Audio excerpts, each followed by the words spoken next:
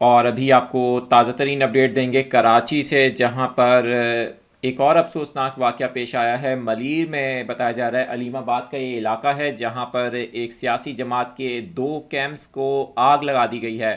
اس وقت پولیس کی بھاری نفری وہاں پر موجود ہے، رینجرز کو بھی طلب کیا گیا ہے، صورتحال کو کنٹرول کرنے کی کوشش کی جا رہی ہے۔ مجموعی طور پر کراچی میں ہم دیکھ رہے ہیں کہ جب سے پولنگ شروع ہوئی ہے تو تقریباً 7 ایسے سیاسی جماعتوں کے کیمپس ہیں جن کو نظر آتش کیا گیا ہے۔ یہ صورتحال تھوڑی خراب ہوتی جا رہی ہے۔ کراچی کے علاقے ملیر سے اب اطلاعات آ رہی ہیں جہاں پر سیاسی جماعت کے ایک کیمپ کو آگ لگانے کا واقعہ پیش آیا ہے۔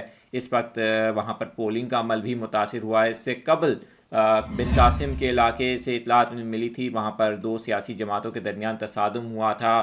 اس وقت جو صورتحال ڈیولپ ہو رہی ہے، ملیر کا علاقہ ہے جہاں پر بتایا جا رہا ہے کہ ایک سیاسی جماعت کے کیمپ کو نظر آتش کیا گیا ہے نامعلوم افراد کی جانب سے، اور اس حوالے سے اس وقت پولیس یہی بتا رہی ہے کہ اس وقت وہاں پر جو پولنگ کا عمل ہے متاثر ہوا ہے۔ صورتحال کو کنٹرول کرنے کے لیے